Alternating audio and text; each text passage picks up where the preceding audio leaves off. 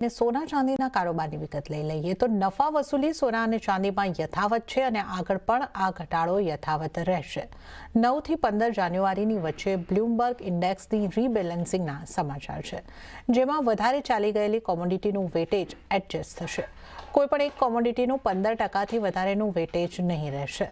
આ સમાચારની વધુ વિગતો લઈશું સહયોગી આરતી મહેતા પાસેથી। આરતી, સોના ચાંદીમાં કયા કારણોને લીધે ઘટાડો વધવાની આશંકા વધી ગઈ છે? સોના ચાંદીની ખાસ કરીને વાત કરી લઈએ તો અહીંયા જો આપણે રેકોર્ડ લેવલ્સની પાસે કામકાજ જોયું છે, રેકોર્ડ લેવલ ક્રોસ પણ થતા દેખાયા છે, પણ હમણાં થોડા દિવસથી આપણે ફરી એકવાર ઉપલા સ્તરેથી દબાણ સાથેનું કામકાજ જોઈ રહ્યા છે। કારણોની વાત કરી લઈએ કેમ ઘટાડો જોઈ રહ્યા છે તો 9 થી 15 જાન્યુઆરીની વચ્ચે બ્લૂમબર્ગ ઇન્ડેક્સની રીબેલેન્સિંગ અહીંયા થવા જઈ રહી છે, એને કારણે જે મેટલ્સ છે ઓવરઓલ તેમાં એક ઘટાડો આપણે જોઈ રહ્યા છે, કારણ કે અહીંયા વધારે ચાલી ગયેલી કોમોડિટીઝનું વેટેજ અહીંયાથી એડજસ્ટ થતું જોવા મળશે। આ સાથે જ કોઈપણ એક કોમોડિટીનું 15%થી વધારેનું વેટેજ અહીંયાથી નહીં રાખવામાં આવે।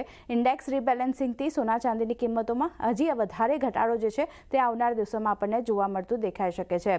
હવે સોના ચાંદી પર બ્રોકર્સનું ખાસ કરીને શું કહેવું છે એના પર પણ નજર કરી લઈએ તો ગોલ્ડ ફ્યુચર્સમાં $6.8 મિલિયન આઉટફ્લો સંભવ થતો દેખાઈ શકે છે, સિટી તરફથી આવું કહેવામાં આવ્યું છે। સાથે જ જો વાત કરી લઈએ તો ગોલ્ડ સિલ્વરમાં ખાસ કરીને $5 મિલિયન વેચવાલી આપણને થતી જોવા મળતી દેખાઈ શકે છે, એસઓસી જેનનું આ કહેવું છે। સાથે જ વાત કરી લઈએ તો સોસાયટી જનરલનું તેમના તરફથી આ કહેવામાં આવ્યું છે ને જે ડ્યુઇશ બેંક છે તેમ કહી રહ્યા છે કે સોનામાં 2.4 મિલિયન ઓન્સ પ્રતિ ડોલર ઇન્ડેક્સ જે છે તે અહીંયાથી લિંકની વેચવાલી આપણને થતી જોવા મળતી દેખાઈ શકે છે। એટલે ઘટાડો જે છે તે મોટાભાગના બ્રોકરેજ અહીંયાથી જોઈ રહ્યા છે। ગોલ્ડમેન સેશ અહીંયાથી કહી રહ્યા છે કે ગોલ્ડમાં $5.5 મિલિયન અને ચાંદીમાં ઓલમોસ્ટ $5 મિલિયન આઉટફ્લો આપણને થતો જોવા મળી શકે છે। આ સાથે જ જે સેક્સો બેંક છે તે પણ અહીંયાથી એવું કહી રહ્યા છે કે ઇન્ડેક્સમાં જે રીબેલેન્સિંગ થઈ રહી છે ત્યારબાદ ખરીદારીની સારી તક અહીંયા બનતી દેખાઈ રહી છે, કારણ કે જે ઘટાડો આવે છે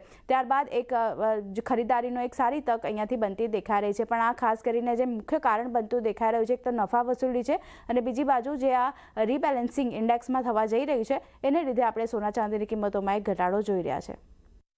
જી આરતી, આ સમગ્ર જાણકારી આપવા બદલ આપનો આભાર। ત્યારે જ